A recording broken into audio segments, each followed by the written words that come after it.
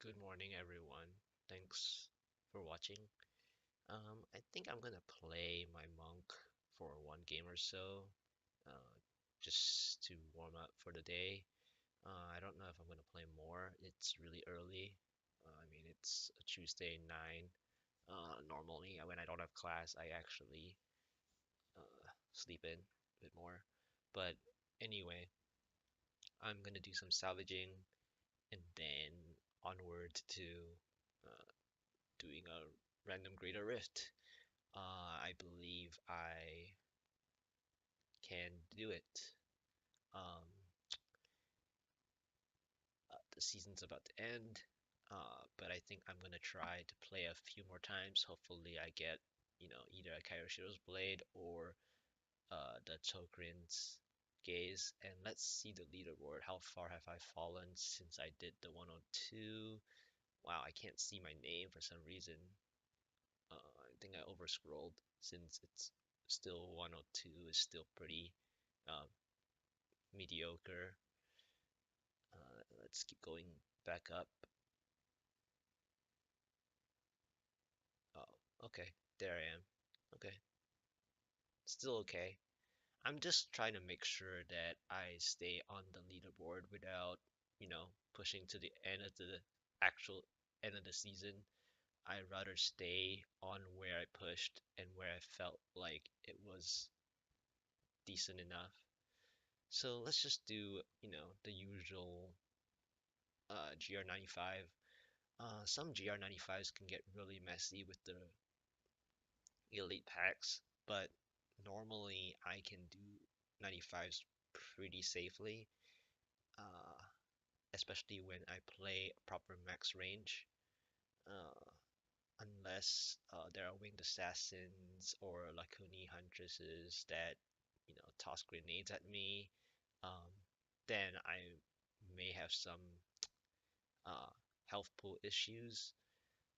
But generally, I should be able to clean 95 uh, without taking much damage.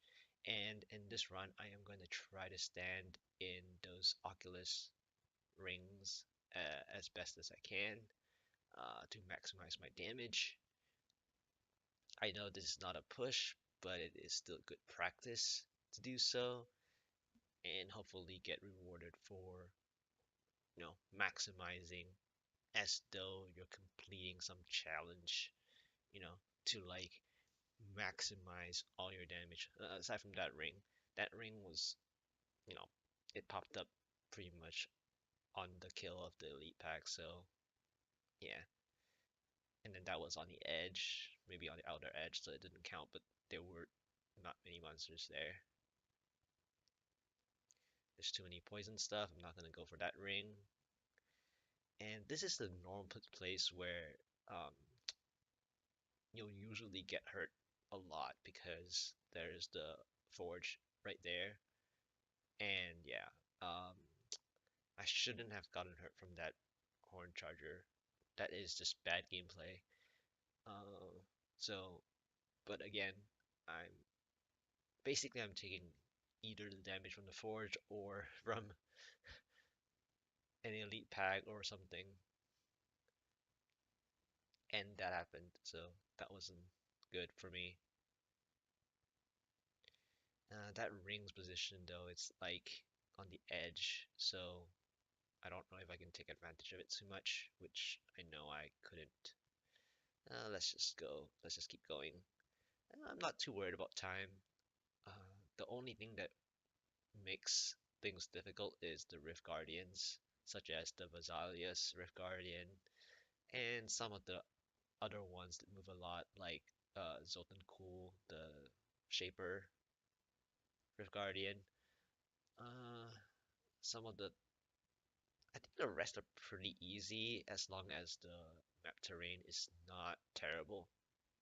So we'll see. I believe I can clean this up pretty quickly.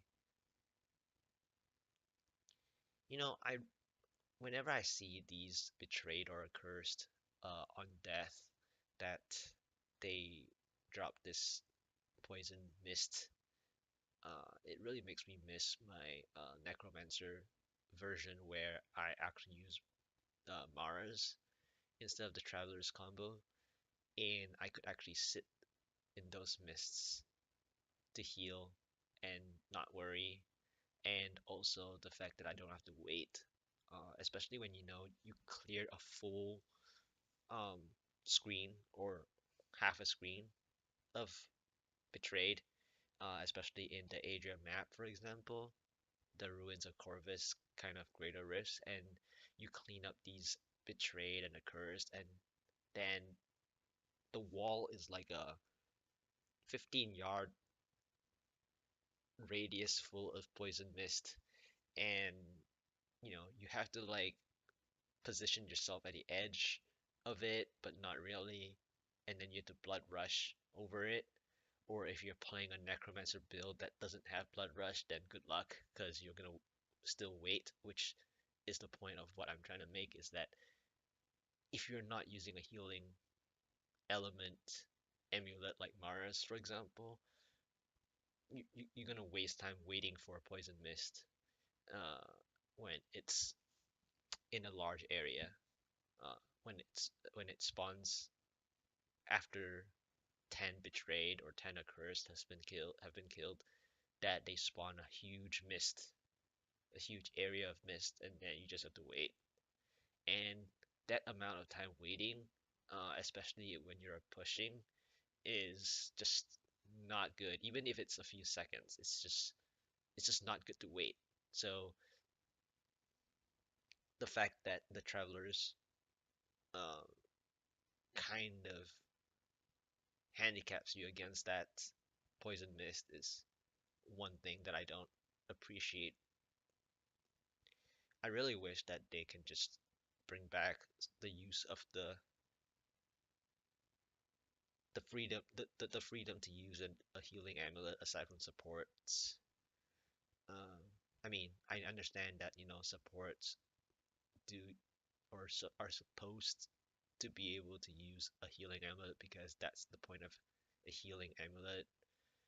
Um, but I believe that, oh man, there goes the winged assassins, and I think my epiphany ran out right at that maybe few seconds. This map is really, really terrible. I don't like this map.